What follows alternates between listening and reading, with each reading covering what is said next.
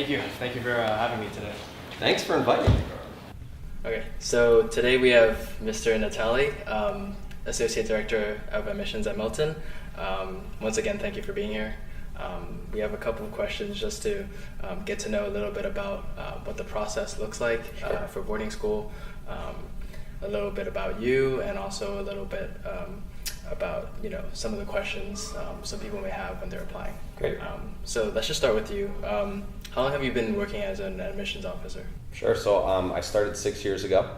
So this will be my 6th complete year here at Milton. Right. So have you worked at other institutions as an admissions officer?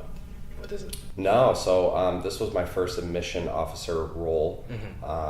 Before this, I played baseball for about 6 years after college. So I had no prior admission officer experience before this. So what made you get into this field of work, and why do you like it so much? Yeah, so there's a couple different reasons. I think number one, I enjoyed my boarding school experience. I went to a boarding school, and so I always knew that I probably wanted to get back into the boarding school world at some point during my life. And so I was living in Boston, and this job became available. And I enjoyed traveling. I enjoyed meeting people. I enjoy, coaching and living in dorms, and sort of this job just encompassed all of that. So it was a pretty easy decision. I didn't know much about Milton when I first started working here and when I applied for the job.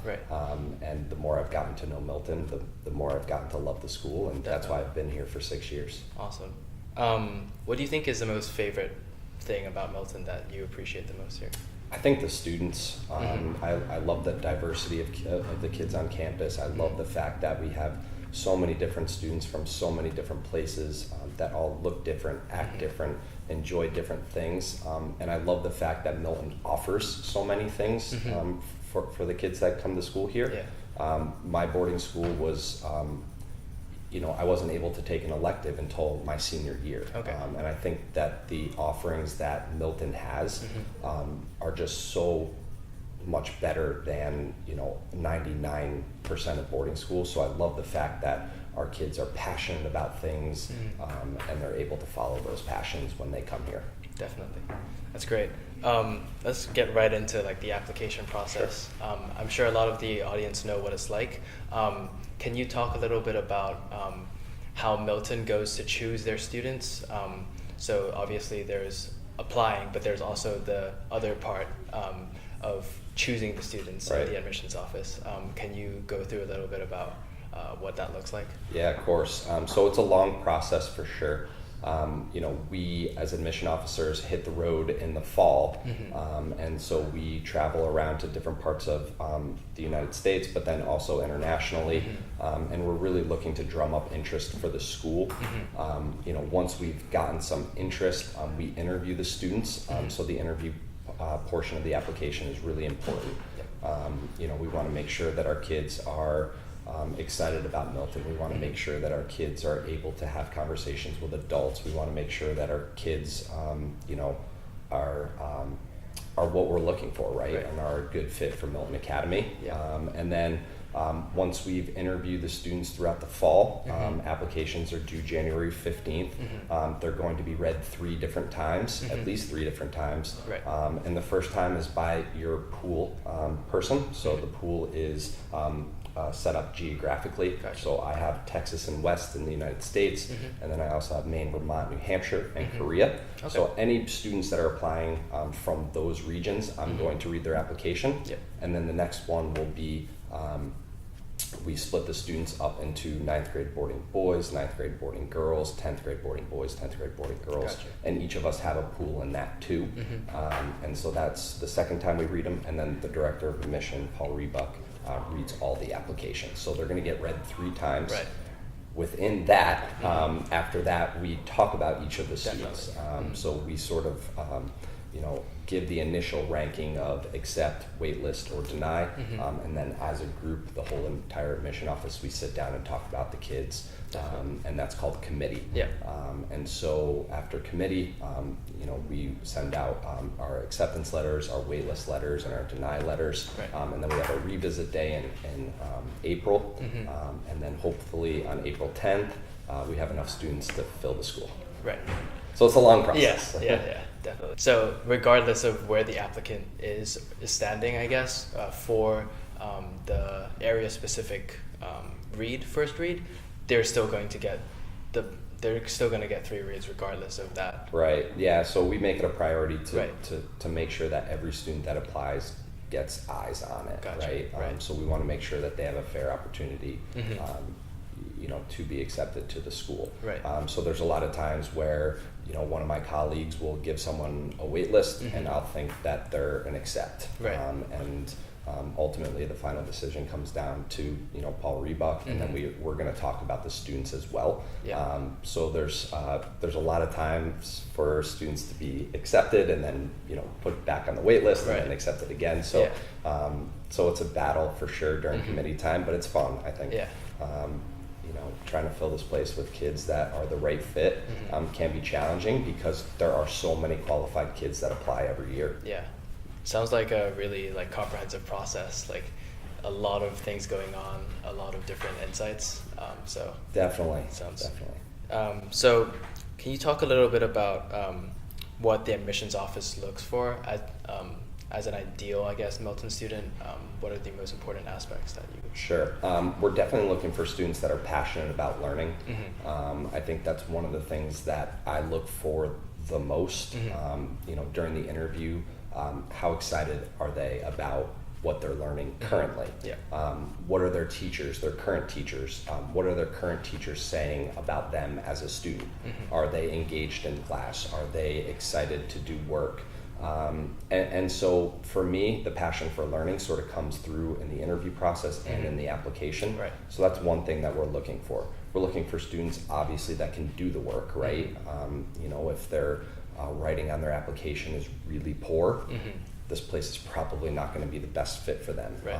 If their teacher recommendations say that they're can't handle the workload at their current school, chances are they're probably not going to be able to handle the workload here. Right. And I think finally the third thing we're looking for is a passion outside of the classroom, right? How are they going to get involved here? What are they going to bring to the campus that is unique or different? Sounds like there are a lot of components that goes into choosing the kids.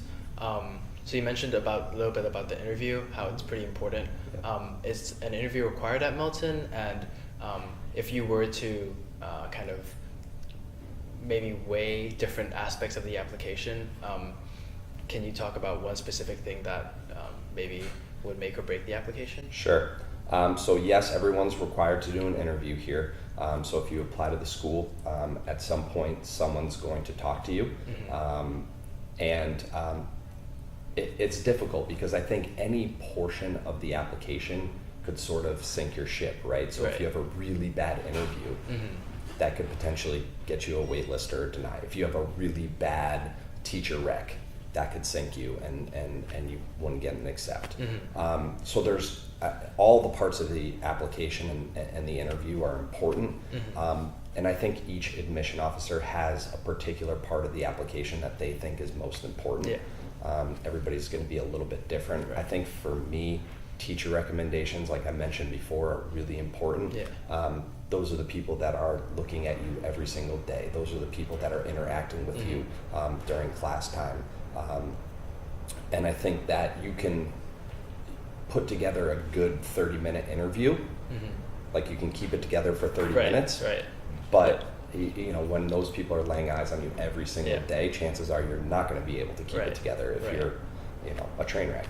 So I think it's so I think teacher recommendations are really important.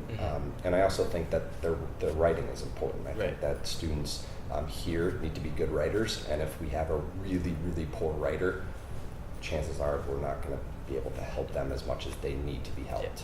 Yeah, definitely. Would you say that the office I guess the first question would be, the office does try to create a well-rounded class. Would you agree with that? In general? Very much so, yeah. So we're looking at a lot of different factors. We're looking at where the students are from. We're looking at, you know, what the students do. We're looking at, you know, financially, how much can they pay? So there's a lot of different factors that sort of go into it. And so we're trying to build a freshman class that has athletes, musicians, dancers, kids from the United States, kids from international territories, kids from California and New Hampshire and Connecticut and Vermont. And so we're trying to put together a class that's as well-rounded as possible. Gotcha. You know, and so a lot of times that's difficult to do, but I think we've done a pretty good job here since I've been here. Definitely. I guess one of the most age-old questions for an admissions officer, or maybe in terms of like the process inside, is specific quotas for different skill sets or for different, I guess, in terms of like race, geographic territory. Before going into deliberating and choosing the class, are there quotas set before that, or is it depending on the year? Yeah, I think there are no quotas that we try to fill. You know, I think it's one of those things where, you know, if you're from a state that is not well represented, maybe you'll get a little bit more sort of leeway in the process, but that certainly doesn't always have to be the case. You know, we have plenty of students that apply from, you know, different states, and so this year we had a kid apply from Alaska, and he wasn't quite the fit that we were looking for, although that would have been awesome to have a kid from Alaska, and that was, but that was sort of the most interesting thing about him, and we didn't want to put him in a situation that he wouldn't have done well just because he's from Alaska, right? So I think that we're not trying to fill any quotas, but at the same time, we want to make sure that this is a diverse place and we have representation from a lot of different countries, a lot of different states, a lot of different, you know, parts of the world. Definitely.